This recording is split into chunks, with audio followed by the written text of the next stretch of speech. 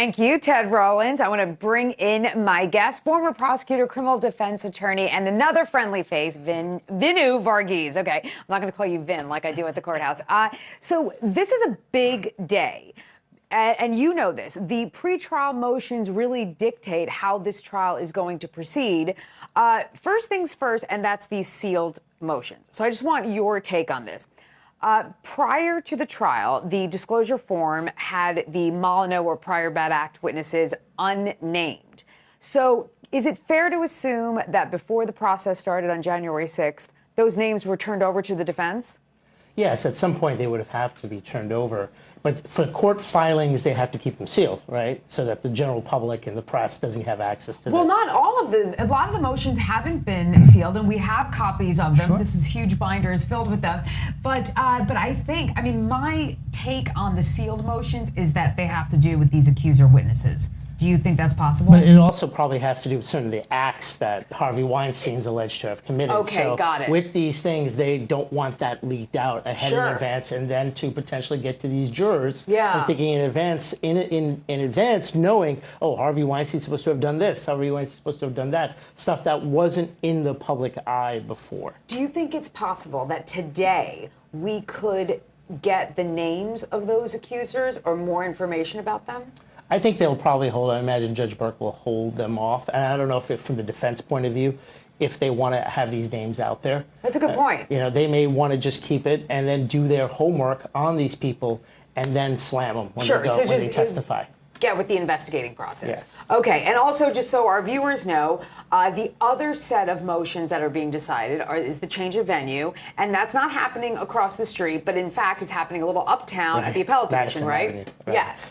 So we should expect, I think, a decision today before opening statements tomorrow, right? It was a little surprising to me that the appellate division, since it was an expedited ruling, that they denied certain aspects of it, but held this open, because the whole point is now they have a jury, and they have to have a decision before the jury's sworn. Well, they better have one by tomorrow morning. Ted Rollins, I'm really excited about this. And the man of the hour is about to arrive at the courthouse that I am across the street from. That's right, Harvey Weinstein. That's a live look, people. Just moments ago, Harvey Weinstein with that walker that we're all so just surprised by, because it looks like these walkers that you can pick up at Duane Reade or CVS, and you would think someone like Harvey Weinstein has like a fancy walker. Now it looks like his lawyers every morning, they come together in an SUV and they help him get into the courthouse. And just for your awareness, that is the south entrance of the courthouse. That's where they enter, because the elevators to the 15th floor are closest to that entrance. So Harvey gets to avoid the throngs of press and questions. Let me bring in my guest, former prosecutor, criminal defense attorney, and Court TV friend, Vinoo Varghese. So, Vinoo, I heard you have some scoop for me about Judge Burke, who I do know, always very good to me. I knew him as a defense attorney. I found him, because I did mostly indigent defense type of work, and I found him to be very protective of defense attorneys and lawyers, and myself in particular. But you're here for the scoop. Tell me about Judge Burke. I met him first in 2005 when I was a prosecutor in Brooklyn. When he first became a judge. He is a charismatic. He is a bit of a showman. Is how I describe him. He likes to entertain, and he almost is like a Hollywood figure himself, the way he runs his courthouse. That's a great comparison. And he's a big sports guy, because I remember, at the bar down the block from us. We all remember Judge Burke. Right. So we would, during the World Cup, we would always gather together and we watch sports, and he was just a really down to earth person. Let's talk now, because you handle a lot of sex crimes, and I've known that about you from when I was here. I remember watching one of your trials. So you're really familiar with the specific allegations against Harvey Weinstein. Tell us about your opinion on some of the rulings that Judge Burke has made with respect to this case. I think they're problematic. I think that his rulings are giving the defense very viable. Whether they're going to win or not is a different issue, but they're actually viable grounds for appeal. Right from the beginning, when he makes the comment about the cell phone, right? What other interpretation can you have when he says, you want to go to the rest of your life for texting? I'm going to go to jail for the rest of your life. Okay, in Judge Burke's defense, which I normally wouldn't do, and if Vinnie Politan would be here, we would be role reversal, but I think he almost like conflated the two ideas, meaning the cell phone with the potential sentence, if that makes sense. Right, but that's what I'm saying. In his mind, he's thinking he's going to put this guy away for the rest of his life. Yeah. And normally, look, I tried a case in front of Burke as a prosecutor. I tried a case in front of him as a defense lawyer. And in both cases... Oh, I didn't realize that. So he was a judge in Brooklyn when you were a prosecutor. When he first started as a judge, he was a judge. He first was assigned to Brooklyn. And I was at the end of my term as a prosecutor there. And I had to go back and handle something in criminal court. And when you're a senior prosecutor, the last thing you want to do is go back and handle a misdemeanor. But it involved a sensitive issue, and I had to go handle it. And, he and I butted heads there. But then a few years later, I have to say I won both trials, that I had in front of him. I won a case as a defense attorney a few years later right here. He gives a fair trial. I think in this case, though, the pressure is too much for him. The eyes of the world are watching. Really? And some of his rulings, this ruling with the juror who's writing this predatory, that is and we're going to talk more about insane. that, Vinoo. Ted Rollins, you heard it here first. I want to bring back in Vinoo Varghese. So, Vinoo, this is, prosecution has the consistency thing down, right? Because out there in the atmosphere, there is a list of, stratosphere, I should say, a list of almost 90 accusers against Harvey Weinstein, right? And in this case, with the complaining witness, with Annabelle Sciorra as a supporting witness to the indictment, with the accuser or the witnesses, the prior bad act witnesses, so many of these women, same stories, Harvey Weinstein committing these sexual assaults in his office, in a hotel room, having meetings, grooming these young women. How does the defense get consistency? I think the thing that you got to look at here with the prosecution and to answer your question about the defense is take a look at what they're doing.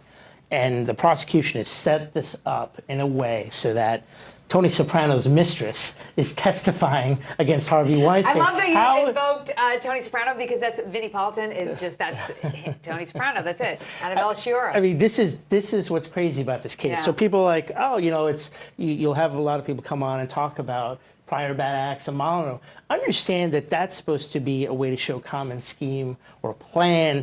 Often, though, it's used in financial fraud cases, right? So that's where this stuff comes in, mostly. But now you're putting this into a rape case, right? Saying that because he did this back in 1990 to Soprano's mistress, he must be guilty of this in 2006 and here. That, to me, just screams not fair. Because imagine if it was you. And imagine if, this is what people have to understand, imagine if it was somebody that you care about. Yeah. And all of a sudden something from 20 plus years ago is brought out to fry this guy. The reality is that the rulings have been bad. And this is what I was saying earlier about Judge Burke. I think all of this is setting them up for appeal because you can't do this in a way that shows Vinoo, I've been saying that the same thing all along. Thank you for that answer. Ted Rollins, so many of my guests and myself have the same complaint, and that is these witnesses are providing information from 10 years ago, 15 years ago, and in Annabelle Sciorra's case, what is that, 30 years ago? These accusations are just far too remote in time. Yeah, and the jury's going to hear them all, and they're going to hear versions of the same story told 6 different times because of those rulings. We're going to take a quick break now. We are keeping our eye on that Florida courtroom waiting for opening statements. That is a look at Bridget Jensen and the judge. They're getting ready, arguing some things out before the jury comes in. We will be right back. This is Court TV, your front row seat to justice. And right now, basically, they are just going through some pretrial motions, arguing them out, and figuring out their game plan before the jury is brought in and we all hear opening statements in this highly anticipated case on Court TV. Seema, highly anticipated is an understatement for what is happening in Manhattan as well. Today, I guess, litigating those issues before the big day tomorrow. And everything decided today has an impact with what's going forward. Tomorrow is game day, so think of this as like the pre-game tailgating situation. All the Ooh, motions college to be game day. decided. Yeah, all right. Exactly. It's a dream come true. Finally, something you can relate to, Ted. So some motions are being decided right across the street from us in the courthouse, but other motions are also being decided a little bit uptown, and that's at the appellate court. And that is the change of venue motion, which has to be decided today before the opening statements tomorrow. Also, Ted, the motions that are happening inside the courthouse, those are those sealed motions. Chanley Painter kept telling us about Damon Tronis filing one after the other. I think it has to do with the complaining witnesses in this case, plus the accuser witnesses that are expected to testify. Because, Ted, you can't open on something unless you know what it is, right? Right. It'll all be worked out today, presumably, and then tomorrow we're expecting openings from both sides, and maybe more importantly, the first witnesses from the state. We could hear from Jane Doe 1 and or 2. In fact, likely we will. I definitely think it could happen tomorrow because I think the prosecution wants to start off with a bang with complaining witnesses as opposed to maybe some cops and some of that boring stuff. I think they know that the world is watching this trial, so they have to start off strong. Absolutely. And, frankly, I don't know how much of a normal case that we, have on court TV. You've got, detective this or I was first on scene. These incidents happened so far back and they were not reported at the time. You really don't have that. You don't have that type of testimony in this case. This is going to be bam, bam, bam. The Bolano witnesses and then the two main complaining witnesses and Annabella Sciorra. That's the bulk of this case. It is the bulk of this case, except, people keep saying there are no police reports, but we don't necessarily know that yet. Because sometimes even when you don't make a complaint of a sexual assault till 10, 20, 30 years later, you still may have at least have gone to the police at some point to file some type of paperwork. Yeah. Yeah. And we will hear from those investigators who will be very important because they will be the ones that will be evaluating the first reporting, right? Even no matter how long it was from the alleged incident, those are the people that will testify about, she came in and did X, Y, or Z. She told me X, Y, or Z. This is how we moved forward. So you're right. Though they are in play here and they're going to be very important. And also, let's not forget that there are 3 prosecutors from the Manhattan DA's office on the witness list. So that means to me that maybe they're on the witness list in case there's inconsistent statements by some of these witnesses or victims, and they have to bring in prosecutors to clarify this. Luckily, my guests can expound on this. Vinoo Varghese and Doug Burns, both former prosecutors, criminal defense attorneys.